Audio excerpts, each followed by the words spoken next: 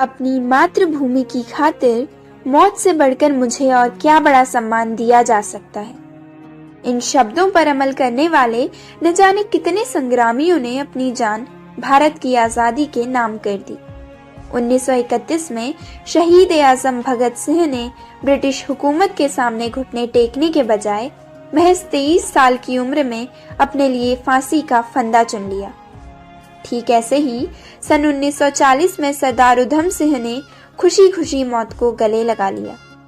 सुजीत सरकार की नई फिल्म सरदार उधम सिंह के जीवन पर आधारित है। आज हम सुनने जा रहे हैं इस फिल्म का रिव्यू, जिसे लिखा है कमलेश चंद्र जोशी जी ने। यह रिव्यू काफल ट्री पोर्टल में भी प्रकाशित हो चुका है।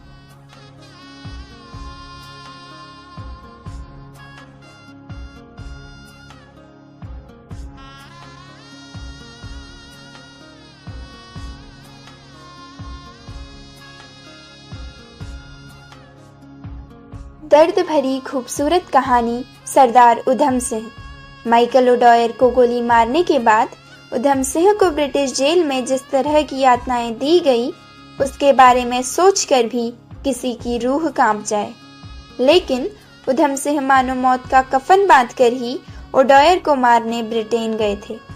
कुछ हमदर्द लोगों ने उधम सिंह को अपने इस कृत्य के लिए ब्रितानी हुकूमत से माफी मांगने की सलाह भी दी, लेकिन भगत सिंह का यह अनुयायी उनसे इतना प्रभावित था कि उनके विचारों की पोटली साथ लेकर चलता था।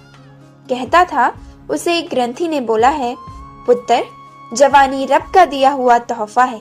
अब ये तेरे ऊपर है, तू इस तोहफे को जाया करता है या इसको कोई मतलब देता है। जिस तरह का नरसंहार उधम सिंह ने जलियांवाला बाग में देखा और महसूस किया, उससे उसकी जवानी को मतलब मिल गया, और वह मतलब था किसी भी कीमत में जलियांवाला बाग की घटना के लिए जनरल डायर का बचाव करने वाले और घटना को उचित ठहराने वाले माइकल ओडॉयर की मौत। उधम सिंह भेष बदल कर व जाली पासपोर्ट की मदद से जैसे तैसे ब्रिटेन पहुंचे और 21 साल के लंबे इंतजार के बाद उन्हें ब्रिटिश कैक्सटन हॉल में जलियांवाला बाग नरसंहार के बचाव में भाषण दे रहे ओडॉयर को मारने का मौका मिल ही गया। उधम सिंह चाहते तो ओडॉयर को ब्रिटेन में कभी भी किसी भी स्थान पर मार सकते थे, लेकिन उन्होंने अंग्रेजों से खचाखच भरे कैक्सटन हॉल को ही चुना ताकि ओडॉयर की मौत की गूंज दुनिया भर को सुनाई दे।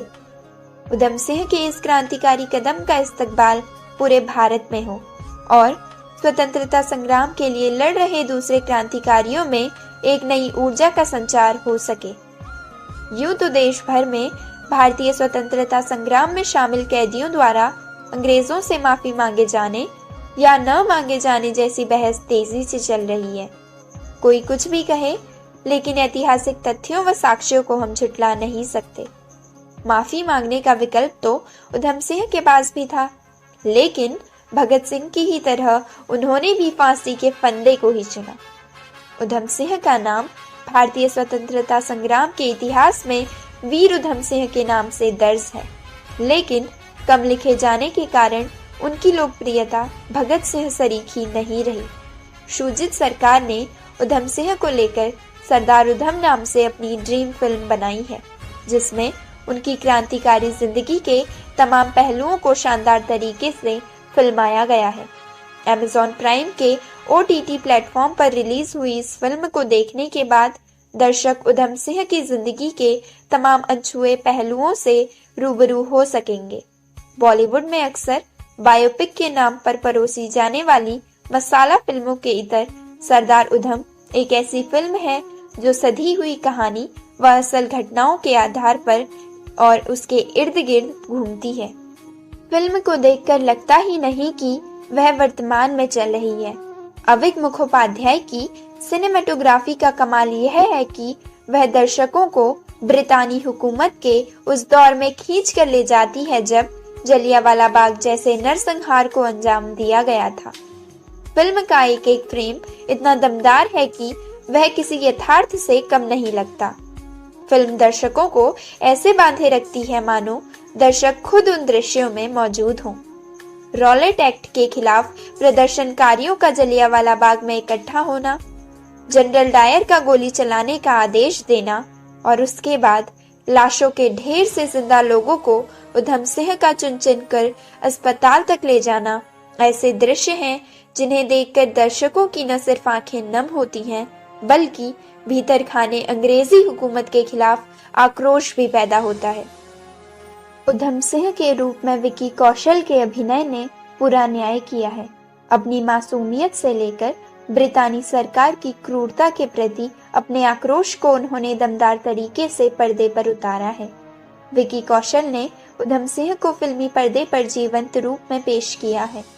उधम सिंह की प्रेमिका बनीता संधू का रोल भले ही छोटा हो, लेकिन एक गूंगी लड़की के किरदार में उन्होंने उधम सिंह के प्रति अपने निश्चल प्रेम को जिस तरह निभाया है वह काबिले तारीफ है। भगत सिंह के छोटे से किरदार में अमोल पाराशर खूब नजर आते हैं, खासकर उस सीन में जब वह सुखदेव व राजगुरु के साथ फांसी के तख्त की ओर बढ़ते हैं। फिल्म थोड़ी लंबी जरूर है, लेकिन जिस तरह के दृश्य फिल्म में दिखाए गए हैं उन्हें देखकर फिल्म का लंबा होना बिल्कुल खलता नहीं है। शुभेंदु भट्टाचार्य व रितेश शाह का शानदार स्क्रीन प्ले फिल्म को एक नए तरीके से पेश करता है। शुजित सरकार हमेशा से अलग तरह की फिल्में बनाने के लिए जाने जाते रहे हैं। इससे पहले भी मद्रास कैफे व पीकू जैसी लीग से हटकर बनी उनकी फिल्में दर्शकों का दिल जीत चुकी हैं।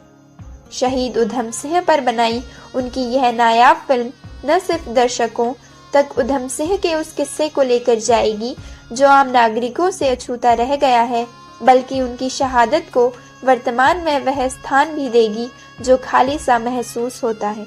पाठकों को शायद जानकारी न हो, लेकिन उत्तराखंड का एक जिला उधम सिंह नगर सन 1995 से ही शहीद उधम सिंह के नाम पर है, जिसे उनकी शहादत की याद में नैनीताल जिले से अलग करके बनाया गया था।